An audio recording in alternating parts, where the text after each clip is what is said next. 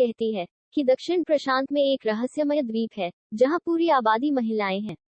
लोग इसे कुंवारी द्वीप कहते हैं। यह भी माना जाता है कि महिलाओं के कबीले में एक रहस्यमय बीज है जिसके कारण उनकी उम्र सामान्य मनुष्यों की तुलना में 10 गुना धीमी होती है। इसलिए कई लोग द्वीप को खोजने की कोशिश कर रहे हैं। उनमें से एक मिस्टर सॉन्ग है जो अमर बनना चाहता है, इसलिए वह अपने विशेषज्ञों और खोजकर्ताओं को उसी द्वीप की खोज के लिए भेजता है।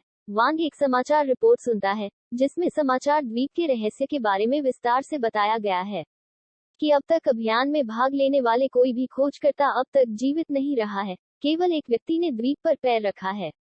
यह प्रसिद्ध खोजकर्ता कोई और नहीं बल्कि वांग के पिता है, लेकिन वह कभी भी द्वीप से वापस नहीं आए और दुनिया के लिए या अपने बेटे के लिए कोई संदेश भी नहीं छोड़ा। यह अफवाह है कि वह द्वीप पर सुंदरियों से मंत्रमुग्ध थे, इसलिए उसने वहां स्थायी रूप से रहने का फैसला किया। ये अफवाहें लगभग निश्चित रूप से उसे खोजने के लिए पर्याप्त हैं। वांग ने मिस्टर सॉन्ग के साथ अभियान में भाग लेने का फैसला किया और एक जहाज पर चढ़ने के लिए किनारे पर चले गए। वहां उनकी मुलाकात एक दोस्त ह्यून वू से हुई जो एक विशेषज्ञ नेविगेटर होने का दावा करता है क्योंकि उसने हाल ही में सोमाली नेवी सील से स्नातक किया है। और ह्यून जहाज पर चढ़ गए और जैसे ही वे मिस्टर सॉन्ग को उतारने वाले हैं, वे उनके पास आते हैं और एक जीपीएस ट्रैकर को लगा देते हैं। थोड़ी देर बाद दोनों समुद्र से टकराते हैं, इसलिए शुरू में अपने साहसिक कार्य को शुरू करते हैं। वे मिशन के बारे में आशान्वित होते हैं, लेकिन 2 महीने के भटकने के बाद वे निराशावादी हो जाते हैं। इस समय तक उनकी खाद्य आपूर्ति भी कम हो गई है, इसलिए वे प्रार्थना करते हैं कि वे एक दिन जल्द ही द्वीप पर पहुंचे। जबकि लड़के शिकायत कर रहे हैं कि जीपीएस काम नहीं कर रहा है, पक्षियों का झुंड उनके ऊपर उड़ रहा है। उसके चेहरे पर कुछ टपकता है और जब वह इसे सूंघता है तो उसे पता चलता है कि यह सीगल पू है। यह इंगित करता है कि वे एक द्वीप के पास हैं और जब वांग अपने दूरबीन के माध्यम से देखता है तो वह पुष्टि करता है और अपने दोस्त के साथ साझा करता है। वांग अपने जीवन में कभी भी इतना खुश नहीं रहा है। तैरने के लिए मजबूर हो जाएं। जब 2 दोस्त किनारे पर जागते हैं तो वे अपने आसपास महिलाओं की एक सेना को देखते हैं, जबकि वे अब भी पूरी तरह से होश में नहीं हैं। वांग उनसे पूछते हैं कि क्या वे कुंवारी द्वीप पर है, लेकिन महिलाएं बस घूरती रहती हैं और चुप रहती हैं। बाद में दोनों को पूछताछ के लिए उनके शिविर में लाया जाता है, क्योंकि ह्यून अति आत्मविश्वास से भर जाता हग और महिलाओं से बात करने की कोशिश करता है, लेकिन वह ड्यूरियन छड़ी से पीटा जाता है, क्योंकि इस घटना में लड़कों को एक सजा के रूप में लकड़ी के पिंजरे के अंदर बंद कर दिया जाता है। इस बीच महिलाओं के नेता, जिन्हें वे कुलपति के रूप में संदर्भित करती हैं, दोनों के पास आती हैं और बात करना शुरू करते हैं।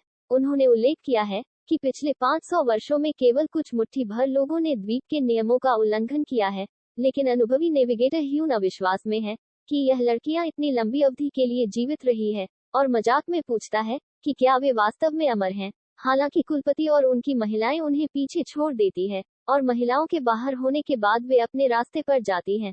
वांग अपने छिपे हुए चाकू को बाहर निकालता है और हैरात में बचने के लिए ह्यून के साथ और वे अपनी योजना में सफल होते हैं और अंततः जेल से बाहर निकलते हैं। अब वांग ने किसी सुराग के लिए जनजाति की जांच करने का फैसला किया, जबकि ह्यून द्वीप से बचने के तरीके खोजने के लिए निकल पड़ा। अगला दृश्य दिखाता है कि ह्यून जंगल की ओर भाग रहा है, लेकिन आगे देखने के लिए कि कोई रास्ता है। जबकि वांग महिलाओं के गांव में आता है और में से एक झोपड़ियों में प्रवेश करता है। उसे यह पता चला है कि महिलाओं ने जंगल को जाल से भर दिया है, इसलिए ह्यून वू अनजाने में उनके शिकार में फंस जाता है। पहले वह एक खरगोश के छेद से नीचे गिर जाता है, जिससे स्थिति खराब हो जाती है। वह अपने सिर पर कई नारियलों से टकरा जाता है। इस बीच मु यान महिलाओं की एक विशिष्ट मासूम बहन जनजाति और उसकी बहन चंद्रमा उस झोपड़ी में प्रवेश करते हैं, जिसमें वांग आश्चर्यजनक रूप से चारों ओर जासूसी कर रहा है। झोपड़ी द्वीपवासियों के लिए एक स्नान स्थान है, और जब मुयोन अपने कपड़े उतारना शुरू कर देता है और उसके स्नान की तैयारी करता है, तो वांग दुर्भाग्य से कमरे से बाहर निकलने की कोशिश करता है। वो लड़की की बहन द्वारा पकड़ा जाता है, लेकिन वांग एक लड़की को रिश्वत देने की कोशिश करता है, लेकिन वह अंततः चिल्लाती है और गांव की दूसरी महिला भी आ जाती। वांग अपने जीवन के लिए भयभीत है। वह अपने जीवन को बचाने के लिए दौड़ता है, जबकि महिलाएं भाले के साथ उसका पीछा करती हैं। वह उन्हें डराने की पूरी कोशिश करता है, लेकिन अंततः वह ट्रायल रूम में कब्जा कर लिया जाता है। तो कुलपति वांग को बताते हैं कि जेल से बाहर निकलना उनकी संस्कृति में एक पाप है और कबीले पर हमला करने की कोशिश में मौत की सजा का आश्वासन दिया जाता है। तभी एक घायल और पस्त ह्यून अपने दोस्त को बचाने के लिए घटनास्थल पर पहुंचता है। वह कबीले को धमकी देता है कि वह एक प्रशिक्षित सैनिक है जो युद्ध कौशल जानता है, लेकिन महिलाएं केवल उसके झूठ से चिढ़ जाती हैं और उसे एक बार फिर से पीटती हैं। कबीले का मानना कि जब वे नग्न होती हैं, तो कोई आदमी उन्हें देखे तो उन्हें बदसूरत बनाता है, इसलिए वे वांग और उसके दोस्त को मारने की मांग करते हैं, लेकिन पहले लड़कों को उनके अंतिम अधिकार के लिए तैयार करते हैं। लेकिन कुलपति यह जानने के लिए उत्सुक है कि वे उसके द्वीप पर क्यों गए थे। वांग ने जवाब दिया कि वह अपने पिता की तलाश में है, जो 10 साल पहले इस द्वीप पर आया था। उसके आश्चर्य से पता चलता है कि वे वांग के पिता से मिले थे, लेकिन वह भी उसे ढूंढ रही है। उसने उल्लेख किया है कि अगर वह कभी अपने पिता को फिर से देखे तो वह उसे मार डालेगा। इतना कहकर वह अपनी महिलाओं को और अपराधियों को अपने पवित्र पेड़ पर ले जाने का आदेश देती है और वहां उन्हें ग्रिल करती है। वह महिलाओं से कहता है कि वह नहीं जानता था, जिसने ऐसी स्थिति में मुयोन को देखा और पूछना छोड़ दिया जाए। भुना हुआ होने से पहले फिर से मैरिनेट किया जा रहा है, लेकिन वह मुयोन द्वारा बाधित है, जो आखिरकार उसके विकृत का सामना करने के लिए आया है। वह वांग पर जासूसी करने के लिए बाहर निकलती है और उसे बताती है कि बदसूरत होने के अभिशाप को उठाने के लिए उसे मारना होगा। हालांकि जब ऐसा प्रतीत होता है कि वह उसे चाकू से खत्म करने वाली है, इसके बजाय उसने दोनों को भागने देने से पहले उसकी रस्सी को काट दिया।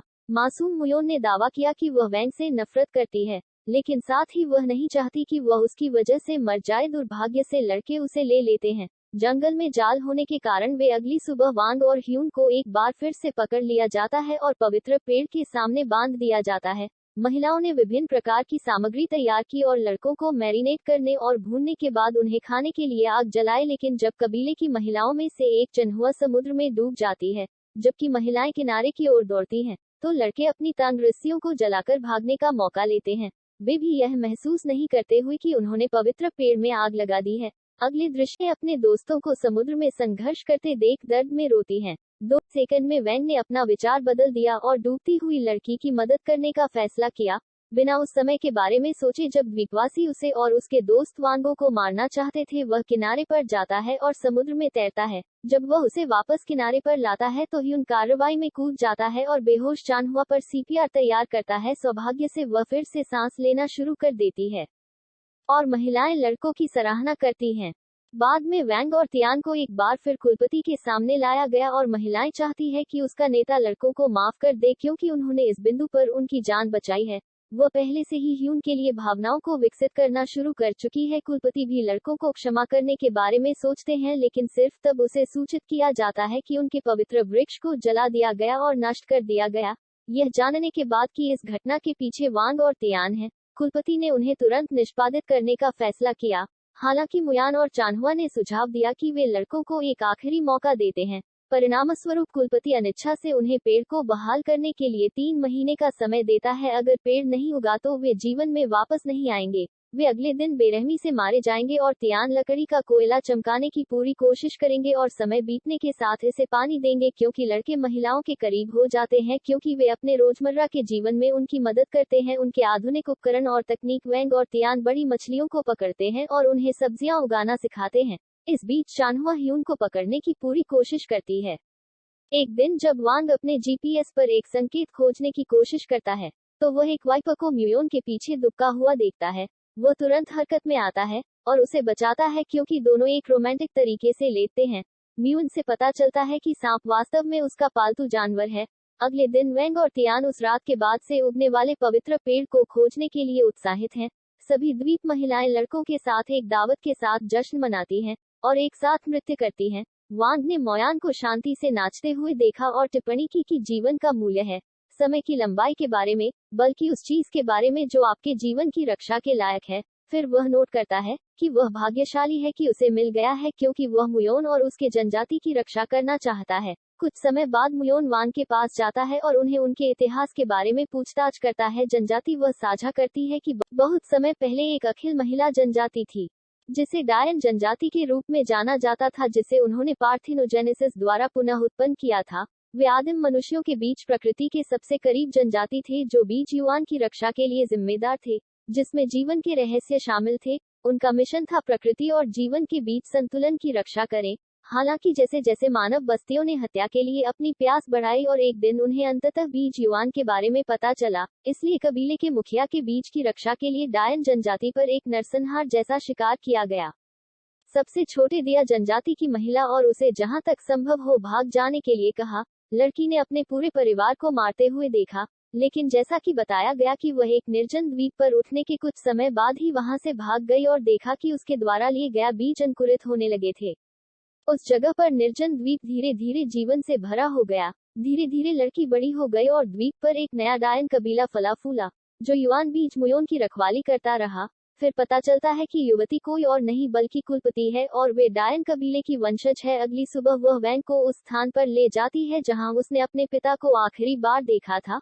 वान को अपने पिता की पुरानी पत्रिका मिलती है जहां उसे डायन कबीले के साथ अपने समय के बारे में लिखा जाता है। वह लिखता है कि यह उनके गर्म हाव भाव, दयालुता, सादगी के कारण था और जीवन के प्रति श्रद्धा जो उसने की। नहीं चाहते कि अभियान उनके जीवन को नष्ट कर दे, इसलिए उन्होंने यह उम्मीद करते हुए कभी वापस रिपोर्ट नहीं किया कि कबीले और उनके जीवन के रहस्य आधुनिक मनुष्य के लालच से एकांत में रहेंगे। फिर उन्होंने अपनी पत्रिका को वान के लिए अपनी चिंता को चित्रित करते हुए समाप्त किया और उम्मीद की कि उनका बेटा उन विकल्पों को समझेगा।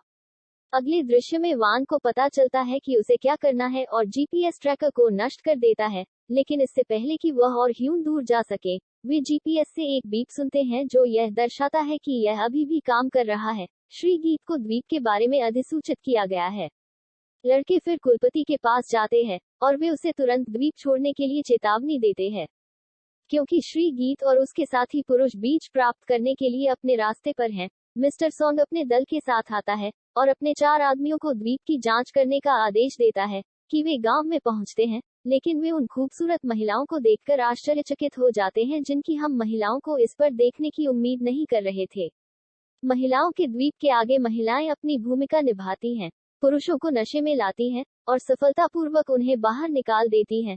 जब श्री गीत को उनके पुरुष वापस रिपोर्ट नहीं करते हैं, श्री गीत खुद द्वीप में उद्यम करते हैं और अपना निरीक्षण शुरू करते हैं। वैंग और ह्यून गेट पर उनका अभिवादन करते हैं और उन्हें समझाने की कोशिश करते हैं कि यह है वह कुंवारी द्वीप है, लेकिन श्री गीत मूर्ख नहीं है, इसलिए वह अपने पुरुषों को 2 लड़कों के साथ महिलाओं को बांधने का आदेश देता है।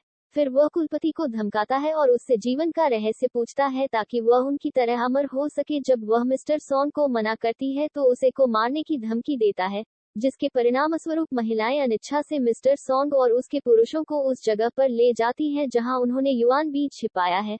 लेकिन रास्ते में जब चान एक आदमी को नीचे गिराता है तो पूरी जनजाति वापस लड़ती है। इस बीच मिस्टर सॉन्ग वैन के साथ उस जगह से भाग जाता है और उसे टाइम बम पहनने के लिए मजबूर करता है, तो वह इसे विस्फोट करने की धमकी देता है अगर वह डायन कबीले के रहस्य को उजागर नहीं करते हैं। तभी ह्यून महिलाओं के साथ घटनास्थल पर पहुंचते हैं और मिस्टर सॉन्ग को वश में कर लेते हैं। हालांकि इस प्रक्रिया के दौरान मिस्टर सॉन्ग बटन दबाने का प्रबंधन करता है और बम पर 30 सेकंड की उल्टी गिनती को सक्रिय करता है। समय समाप्त होने के साथ वान को पता चलता है कि उसे परम बलिदान देना है, इसलिए वह अकेले समुद्र की ओर दौड़ता है। दौड़ते हुए उसके मन में बहुत सारे विचार हैं जो उसने महिलाओं के साथ किए हैं। कबीले को वह अंततः समझ में आता है कि उनका मिशन प्रकृति और जीवन के बीच संतुलन की रक्षा करना है। वह उस बलिदान को भी समझता है जो उसके पिता ने वापस किया था। अब उसे कबीले की रक्षा के लिए वही बलिदान करना होगा। जल्द ही समुद्र में बम फट जाता है और वह पीड़ा में चिल्लाता है, जबकि अन्य लोग उस व्यक्ति के नुकसान पर रोते हैं जिसने अंतिम बलिदान दिया है। फिर स्क्रीन क्रेडिट के बाद के दृश्य में काली हो जाती है। वैन को चमत्कारिक रूप से जागते हुए दिखाया गया है क्योंकि ऐसा लगता है कि द्वीप के जादू ने उसे उसके लिए फिर से जीवित कर दिया है। निस्वार्थ बलिदान इस तरह के और वीडियो के लिए चैनल को सब्सक्राइब करें और नोटिफिकेशन चालू करें और चैनल की मदद करने के लिए एक लाइक करें। देखने के लिए धन्यवाद।